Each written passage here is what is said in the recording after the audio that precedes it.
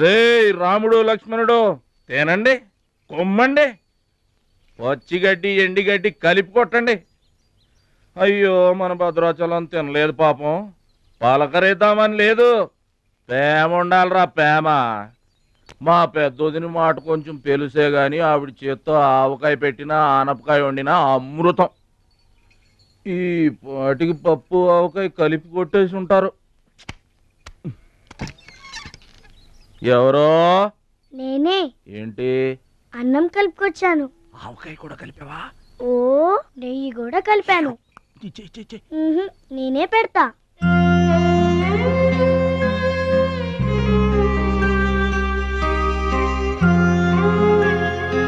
ఏంటి ఏడుస్తున్నావు? మా అమ్మ మాటలు గుర్తుకొచ్చాయా?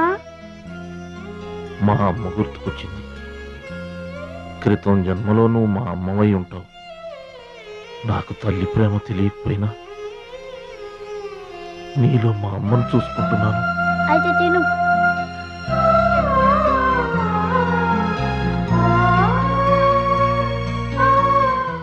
ఏంటి చెల్లై చూస్తున్నావు? అతను వాడా? వాడి గురించి ఒక్క మాట మాట్లాడినా వేస్టే. పనికి మాలిన వెధవ, సోంబేరి, తిండిపోతు. ఆయన తిండి సరే, ఈ తిండి దేనికి?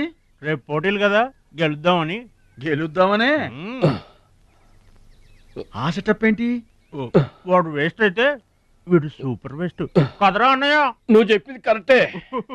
వాడు పోటీలకేనా? గెలుద్దామనే? వాడు గెలుద్దామనే. వీడికి మ్యాథ్ ఎక్కువ, మోత్ తక్కువ. వాడికి కండ ఎక్కువ, కార్యం తక్కువ. దొందు దొందు. మా రోజుల్లో అయితేరా ప్రతి సంవత్సరం అమ్మా. నువ్వా? పాతికిస్తావా? పాతికేంటి? పాలా ఇస్తావా? పావలా ఏంట్రా? పోనీ ఊరికే ఇస్తా. ఏంట్రా నువ్వు ఉంది అంటే? అదేగా, అదే. నిన్ను చంపేస్తాను రా. ఇసుక బత్తాలు ఎత్తుతుంటే ఆడోళ్ళు ఇరగబడి చూసేవాళ్ళు. పిచ్చాయి బావా, పిచ్చాయి బావ. ఎడు ప్రతి సంవత్సరం లాగానే ఈ సంవత్సరం కూడా జరగబోయే శ్రీరామనవమి పోటీలను మన ఊరి సర్పంచ్ గారు ప్రారంభిస్తారు.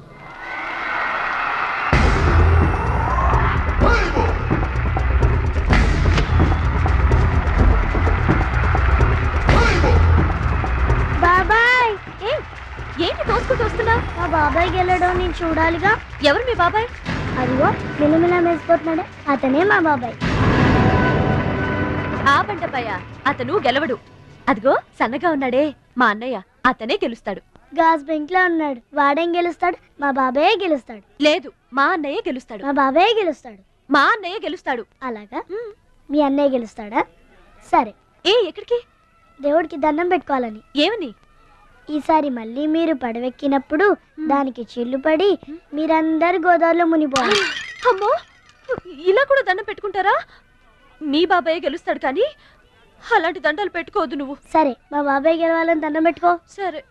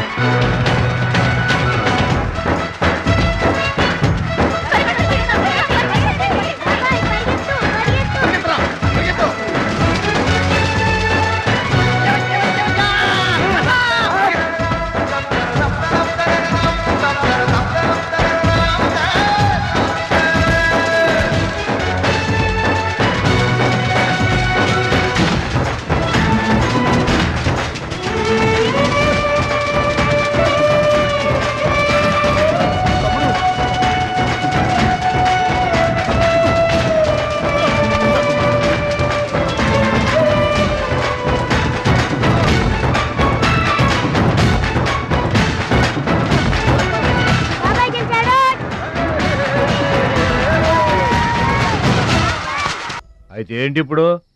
ఆడి గుండె జబ్బొస్తే నేను డబ్బులు ఇయ్యాలా? మీరిచ్చేదే ఉంది బాబాయ్, మా పొలం ఉంది కదా, అది అమ్మి. ఆహా, అమ్మి డబ్బు ఒట్టుకుపోదామని వచ్చావన్నమాట.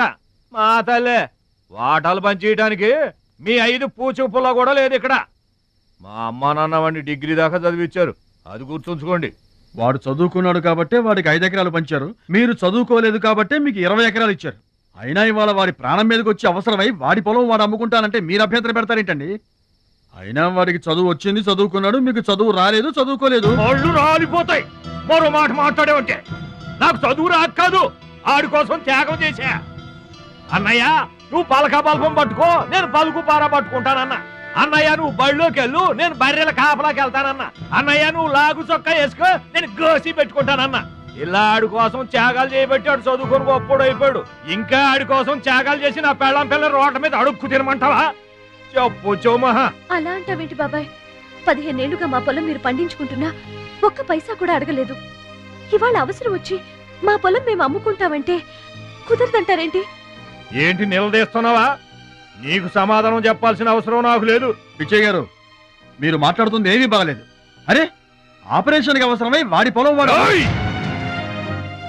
పొలం మాట ఎత్తకుండా ఉంటావంటే నేను రాత్రికేడ పడుకొని పొద్దుటే వెళ్ళిపోండి, లేదా కొట్టేసు. అక్కర్లేదు, మేమే వెళ్ళిపోతాం.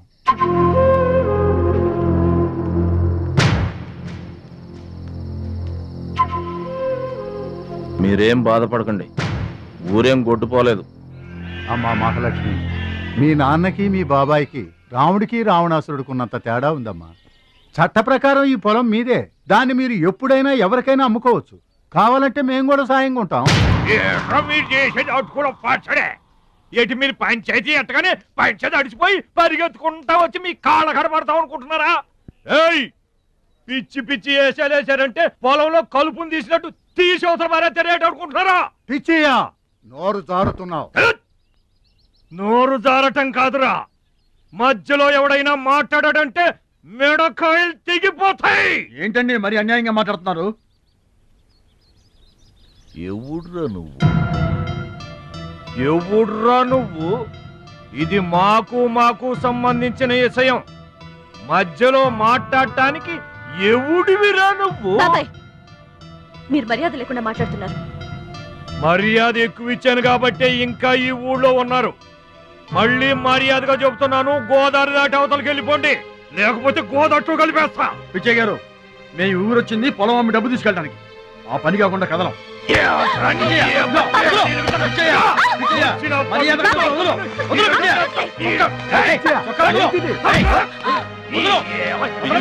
తప్పు చేస్తున్నావు.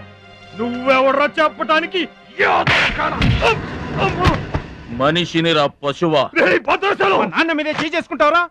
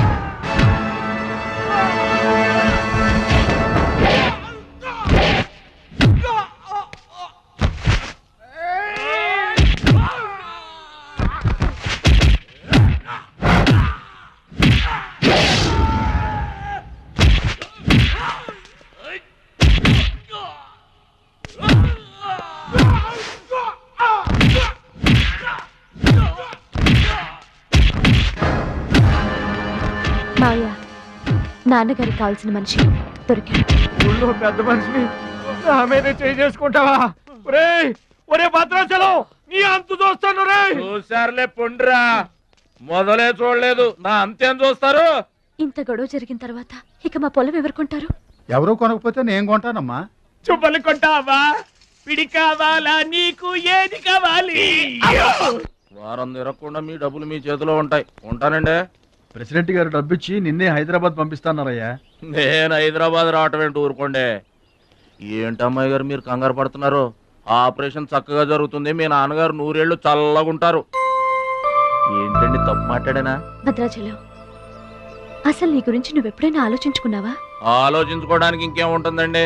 కష్టపడి పని చేయడం, కడుపు నిండా తినడం, ఏళ్ళకి తొంగోవడం, అంతేనా? అంతకు మించి ఇంకేముంటుందండి? ఉంది. నీలో నీకే తెలియని ఒక గొప్ప కళ ఉంది. నీకోసం ఎదురు చూసే ప్రపంచం ఒకటి ఉంది. ఒట్టండి, ఒక్క ముక్క అర్థం కాలేదండి. ఇందులో అర్థం కాకపోవడానికి ఏముందయ్యా? చూడు, నీళ్లలో మునిగిపోతున్న పడవను కాపాడి ఒడ్డుకు లాక్కొస్తుంటే నీలో సంజీవని పర్వతం మోసుకొస్తున్న హనుమంతుడు కనిపించాడు. పంచాయతీలో అంతమందిని చితకబాదేస్తుంటే కొండల్ని పిండి చేస్తున్న భీముడు నీలో కనిపించాడు. చూడు భద్రాచలం, ఇన్నాళ్లుగా నీలాంటి వాడి కోసమే వాళ్ళ నాన్నగారు వెతుకుతున్నారయ్యా. నువ్వు వాళ్ళ నాన్నగారి చేతిలో పడితే టైకొండో ఛాంపియన్ అవుతావు. తాయికొండ? టైక్వాండో. భద్రాచలం కొండ తప్పితే నాకు ఇంకొక కొండ తెలియదండి బాబు. అందుకే నువ్వు తెలుసుకోవాలి. నువ్వు హైదరాబాద్ రావాలి. నమస్కారం అండి. నా బతుకు నన్ను బతకనియండి. ఈ ఊరు, ఈ ఏరు, మా వాళ్ళు, మా పొలం, ఇవి చాలండి నాకు. చూడండి, గోదారమ్మ గడప దాటి నేను ఎక్కడికి రానండి. నువ్వు రావాలి. ఎస్, సూర్యుడు తాను ఉదయించిన చోటే ఉండిపోతానంటే లోకంలో వెళ్తురుంటుందా? కాబట్టి నువ్వు రావాలి, నువ్వు రావాలి, నువ్వు రావాలి.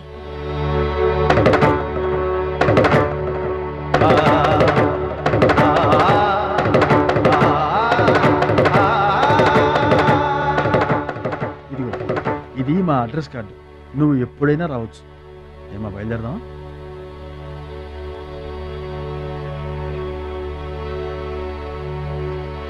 వాడి జిమ్మడిపోను, వాడు నాశనమైపోను, వాడి చేతులు విరిగిపోను, పసిపిల్లలను కూడా చూడకుండా కొట్టాడమ్మా వాడు.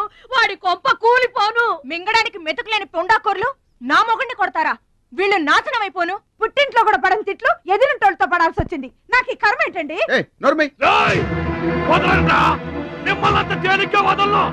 నా తడక ఏంటో చూపిస్తా, మీ అంతు తేలుస్తా.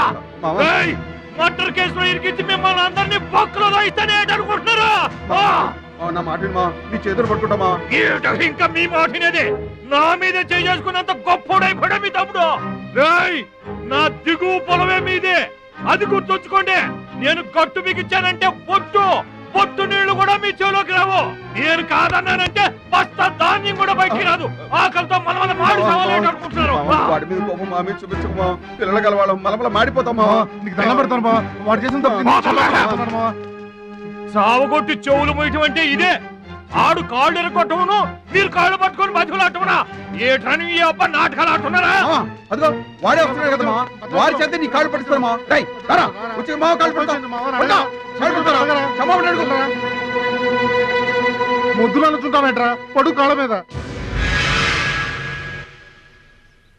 నేను తప్పు చేయలేదన్నయ్య. ఏంట్రా ఎదురు చెప్తున్నావు? వెళ్ళి కాళ్ళు పట్టుకో. నేను తప్పు చేయలేదన్నయ్య. చెప్పరా, చెప్పు. ఆడెందుకు పడతారా? ఆడు పడ్డా మీరు ఏమే అయినా పడవద్దు. మొత్తం అందరూ కట్టుకొని ఈదిని పడుతురు గాని. ఏమయ్యా మమ్మల్ని ఇట్ట బతకనివా? ఇన్నాళ్ళు మా రెక్కల ముక్కలయ్యేలా వండి పెడితే మాకు మంచి పేరే తెచ్చిపెట్టావు. కొంచెడు బియ్యం వండి పెడితే కొంచెమైనా ఉంచకుండా దున్నపోతలా తింటాడు. అయినా మా బిడ్డే కదా అని ఊరుకున్నాం. సోలెడు పప్పు వండి పెడితే సగం అన్నానికే సరిపెట్టుకు చస్తాడు. అయినా మా అబ్బాయే కదా అని ఊరుకున్నాం. బాలేదా అని ఒక్క 4 రోజులైనా కాలేదు ఆవకాయ పచ్చడి పెట్టి. పూటకి కిలో పచ్చడి చొప్పు నాకి పారేసి జాడించి తన్నాడు. ఆయన పోన్లే మా అమరిదే కదా అని సరిపెట్టుకున్నాం. పచ్చళ్ళు మింగితే సరిపెట్టుకుంటాం గాని పరువు మింగుతుంటే ఎలా సరిపెట్టుకుంటామండి? ఏమండి, ఉంటే ఇంట్లో అతనన్నా ఉండాలి, లేదా మేమన్నా ఉండాలి. తేల్చుకోండి. రాక్క నువ్వు ఒక్కడవే ఇంట్లో ఉండరా. మేమే వెళ్ళిపోతావురా. పనికి మాల వెధవా. పోతావురా, మేమే పోతాం. ఆగండి అన్నయ్య, నేనే వెళ్ళిపోతాను.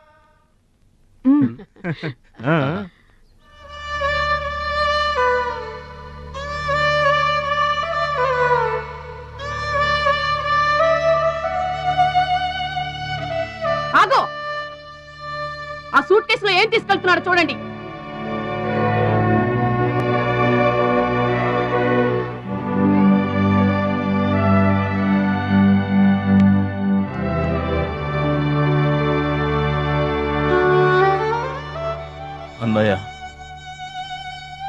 మీకొకళ్ళకొకళ్ళు తోడున్నారు, నాకెవరున్నారు?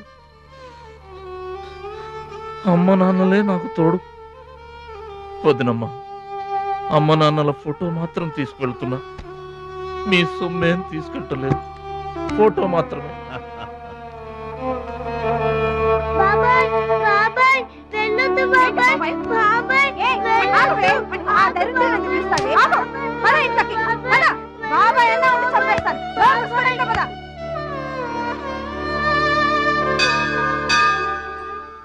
చిట్టమ్మ, నా కోసం ఎవ్వరూ రాకపోయినా నువ్వు వస్తావని నాకు తెలుసు, అందుకే ఇక్కడ కూర్చున్నా. ఎక్కడికి వెళ్తున్నావు చిన్నాన్న? పట్నానికమ్మా. నీ దగ్గర డబ్బులున్నాయా? నా దగ్గర డబ్బులు లేవమ్మా. పట్నం వెళ్తున్నానుగా, బోల్డ్ డబ్బులు తెచ్చిస్తా నీకు. ముందు వెళ్ళడానికి లేవు గాని వచ్చిన తర్వాత ఇస్తాడంట పెద్ద.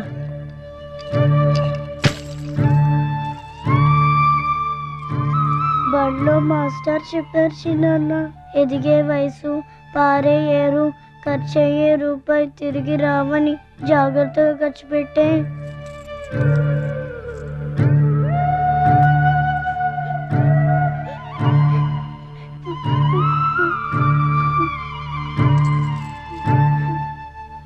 పట్నం నుండి నీకేం తీసుకురాను? మంచి పేరు తీసుకురా. ఈ ఊర్లో అందరు నేను మంచోడు అంటారుగా, అలాగే పట్నంలో కూడా అందరి చేత మంచివాడు అనిపించుకోవాలి. మా అమ్మ నాన్నలు కూడా నేను చాలా మంచివాడు అనాలి, సరేనా? గేదె పాలంత స్వచ్ఛమైన మనసు అన్నది, నీకంతా మంచి జరిగింది. మంచోడికి లోకంలో అంతా మంచి జరుగుద్ది, నీకేం భయం లేదు. నీకు అక్కడ ఏ ఇబ్బంది వచ్చినా వెనక ముందు చూడకుండా వచ్చేసేయి. నువ్వు చేసే కష్టానికి ఎక్కడైనా కళ్ళకద్దుకుని పళ్ళలో పెట్టుకుంటారు భద్రాచలం. ఇదిగో డబ్బు. వద్దండి. ఉంచరా, మా దగ్గర మొహమాటమేంట్రా? ఉంచు.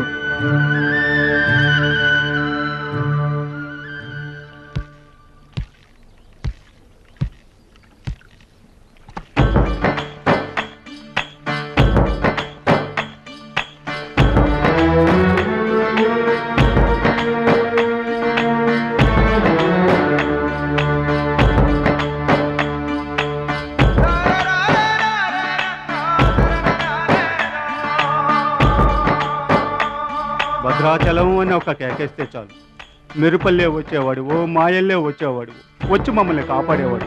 ఇప్పుడు మేము ఎవరిని కేకేయాలయ్యా? ఆ కళ్ళంటే నీళ్ళేంటయ్యా? పల్లెను వదిలి వెళుతుంటే తల్లిని వదిలి వెళుతున్నట్టుంది. భద్రాచలం అయిన వాళ్ళు వద్దనుకున్న నోరు లేని జీవాలు నిన్ను వెతుక్కుంటూ వస్తుంది. చూడరా,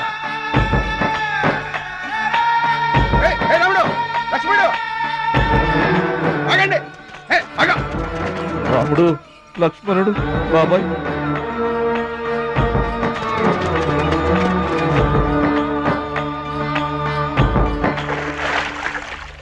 మా గోదారమ్మ పుట్టి బుద్ధెరిగిన తర్వాత మొట్టమొదటిసారిగా ఊరు దాటి వెళుతున్నా. అయిన వాళ్లే అవమానించారు, పనికి మాలిన వాడినన్న పేరు మోసుకు వెళ్తున్నా. రే భద్రాచలం, నువ్వు చాలా గొప్పోడివిరా అని మా వాళ్ళందరూ అనుకున్న రోజునే మళ్ళీ ఈ గడ్డ మీద కాలు పెడతా. అప్పుడే ఈ నీళ్లు మళ్ళీ తాగుతా. దీవించమ్మా.